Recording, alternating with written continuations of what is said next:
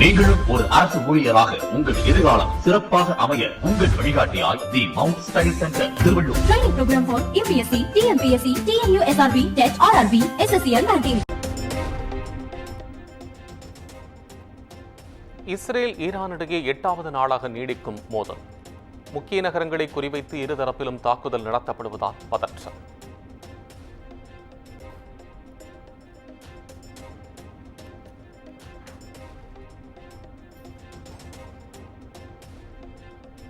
Iran ராணுவம் கிளிஸ்டர் குண்டு ஏவுகணைகளை பயன்படுத்துவதாக இஸ்ரேல் குற்றச்சாட்டு.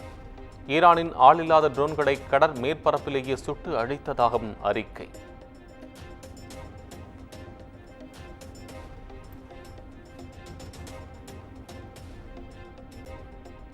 இஸ்ரேல் தாக்குதலில் உருக்குலைந்த ஈரானின் அணுமின் நிலையம் மற்றும் ராணுவ தளங்கள்.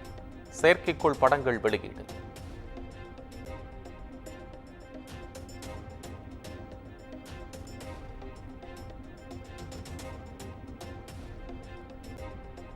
ஈரானுக்கு எதிரான ராணுவ நடவடிக்கையில் திட்டமிட்டதை விட சிறப்பாக செயல்பட்டுள்ளோம். இஸ்ரேல் பிரதமர் பெஞ்சமின் நேதன்யாகு பேச்சு.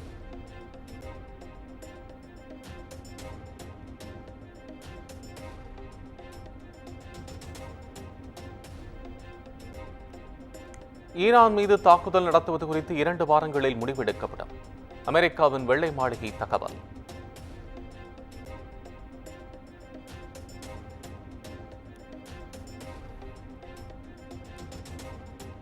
இஸ்ரேல் ஈரான் பிரச்சினைக்கு போர் தீர்வாகாது என புதின், ஜி ஜின்பிங் உள்ளிட்டோர் கண்டனம். அமெரிக்கா தலையிடுவது ஆபத்தானது என ரஷ்ய வெளியுறவு அமைச்சகம் எச்சரிக்கை.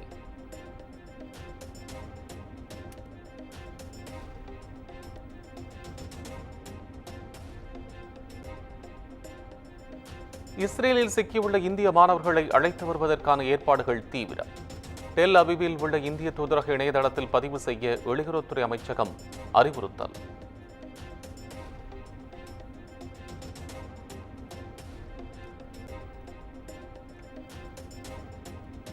அகமதாபாத் ஏர் இந்தியா விமான விபத்தில் உயிரிழந்த 215 பேரின் அடையாளம் கண்டுபிடிப்பு. 198 பேரின் உடல்கள் ஒப்படைக்கப்பட்டதாகவும் அறிவிப்பு.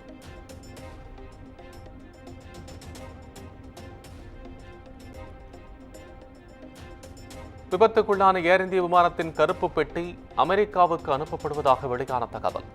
விமான பதிவுகளை டீகோட் செய்வதற்கான இடம் குறித்த முடிவு ஏஐஐபியால் எடுக்கப்படும் என விமான போக்குவரத்து அமைச்சகம் விளக்கம்.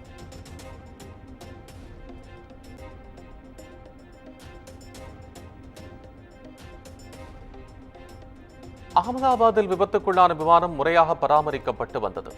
கடந்த 2023ஆம் ஆண்டு முழு சோதனைக்கு உட்படுத்தப்பட்டதாகவும் ஏர் இந்திய தலைமை நிர்வாக அதிகாரி கேம்பல் வில்சன் விளக்கம்.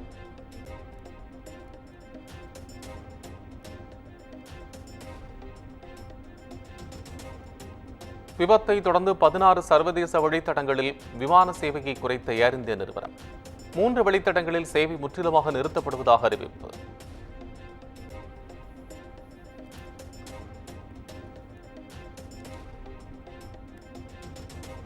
சென்னையில் பிரபல தனியார் உணவக கிளைகளில் நடந்த வருமான வரித்துறை சோதனை நிறைவு.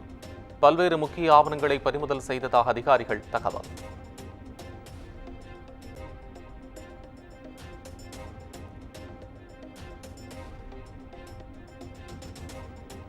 சென்னை மெட்ரோ ரயில் வழித்தடங்கள் உரிய காலத்தில் முடிக்கப்படும். கத்திப்பாரா பகுதி பணிகளை ஆய்வு செய்த பின் முதலமைச்சர் மு க ஸ்டாலின் அறிவிப்பு.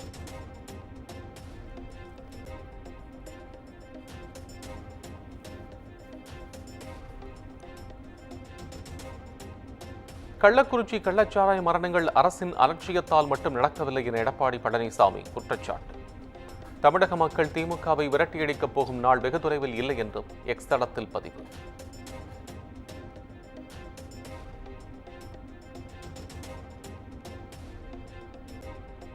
அதிமுக மாவட்ட செயலாளர்கள் கூட்டம் வருகிற 24, 25 ஆகிய தேதிகளில் நடைபெறும்.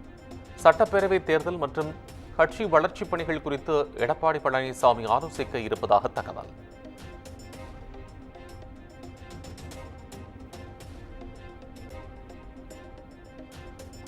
பாமகவின் தலைவர் பதவியை ஏற்றதிலிருந்து மன நிம்மதி போய்விட்டது. தருமபுரி மாவட்ட பொதுக்குழு கூட்டத்தில் அன்புமணி ஆதங்கம்.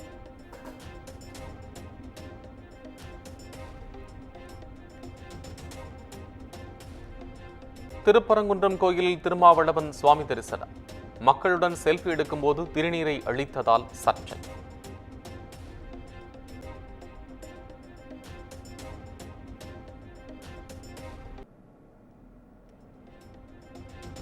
சென்னை வடக்கு மண்டலத்தில் 29 ரவுடிகள் அதிரடியாக கைது. குற்றத்தடுப்பு முன்னெச்சரிக்கை நடவடிக்கை என போலீசார் தகவல்.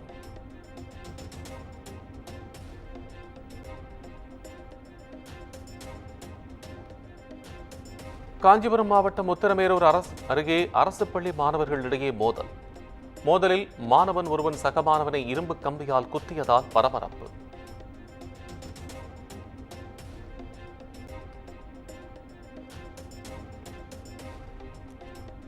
கடலூரில் 3 வயது பெண் குழந்தை உயிரிழந்த சம்பவத்தில் அதிர்ச்சி தகவல்.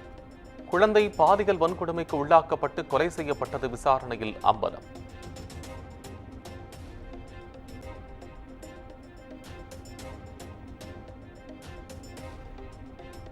திருப்பூர் நாச்சிபாளையம் பகுதியில் பயங்கர ஆயுதங்களுடன் உலாவரும் முகமூடி கொள்ளையர். சிசிடிவி பதிவுகளை கைப்பற்றி காவல்துறையினர் விசாரணை.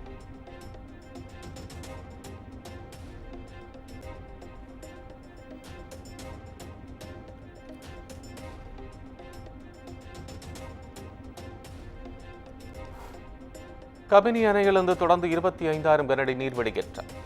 ஒகேனக்கல் காவிரி ஆற்றில் நீர்வரத்து 14,000 கனஅடியாக அதிகரிப்பு.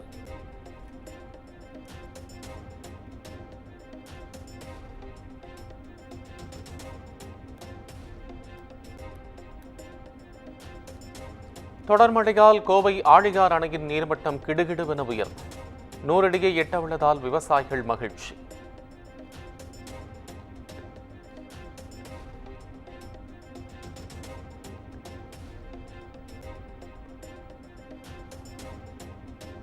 மேட்டூர் அணைக்கு நீர்வரத்து வினாடிக்கு 8,218 கன அடியாக அதிகரிப்பு. காவிரி டெல்டா பாசனத்திற்கு வினாடிக்கு 16,000 கனஅடி தண்ணீர் திறப்பு.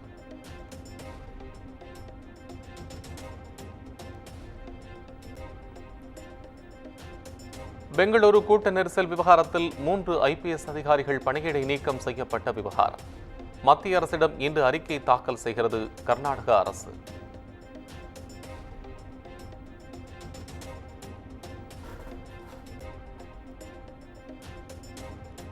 குடியரசுத் தலைவர் திரௌபதி முர்முவின் 68வது பிறந்த நாள்.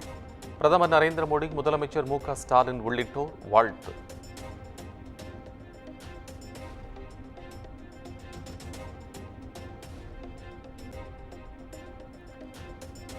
இரண்டு நாள் பயணமாக பிரதமர் மோடி பீகார், ஒடிஷா மற்றும் ஆந்திர மாநிலங்களுக்கு பயணம். பல கோடி ரூபாய் மதிப்புள்ள பல்வேறு நலத்திட்ட பணிகளை அடிக்கல் நாட்டி தொடங்கி வைக்கிறார்.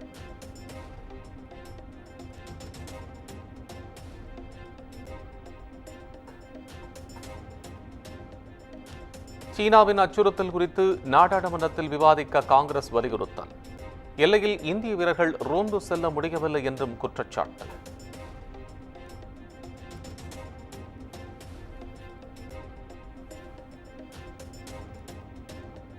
பல்லாடியம், ரோடியம், இரிடியம் உலோக கலவைகளின் இறக்குமதியை கட்டுப்படுத்த மத்திய அரசு திட்டம். தங்க இறக்குமதியில் வரி ஏய்ப்பை தடுக்கும் வகையில் முயற்சி.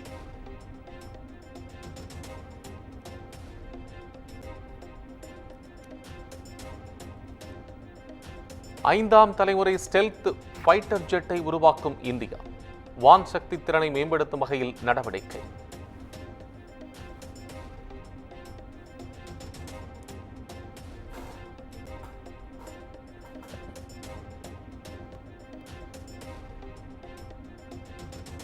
உத்தராகண்ட் மாநிலத்தில் ஒரே இரவில் 33 ஐஏஎஸ் அதிகாரிகள் இடமாற்றம். முதலமைச்சர் புஷ்கர் சிங் தாமி அதிரடி உத்தரவு.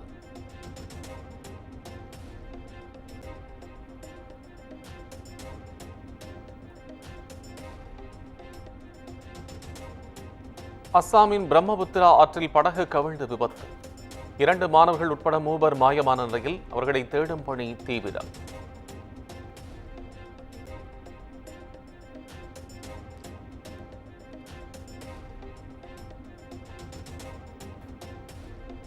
இந்திய விண்வெளி வீரர் சுபான்ஷு சுக்லாவின் விண்வெளி பயணம் மீண்டும் ஒத்திவைப்பு.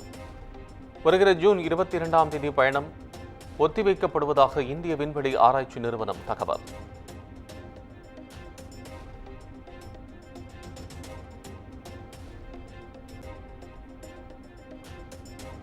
இந்தியா இங்கிலாந்து அணிகளுக்கு இடையேயான முதல் டெஸ்ட் கிரிக்கெட் போட்டி இன்று தொடக்கம். சுப்மன் கில் தலைமையிலான இந்திய அணி வெற்றி பெறுமா என ரசிகர்கள் எதிர்பார்ப்பு.